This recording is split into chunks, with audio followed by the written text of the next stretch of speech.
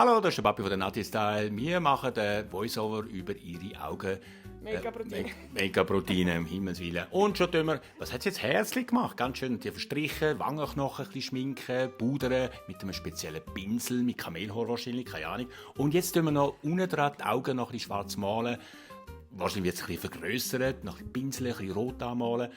Alles gut. Und jetzt noch ein bisschen tupfen mit einem hellen Salbe, noch ein bisschen die Wangenknochen vergrössern. Jetzt wird es mit schwarzen Lidschatten, wird das die Augen noch ein bisschen vergrössert, auf links und rechts natürlich noch ein bisschen pinselt.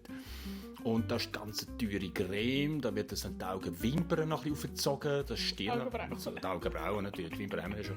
Ah, genau. Und jetzt wird noch ein bisschen nachgepudert. Genau, jetzt gibt es die Nasenhöhlen noch ein bisschen geschminkt. Okay.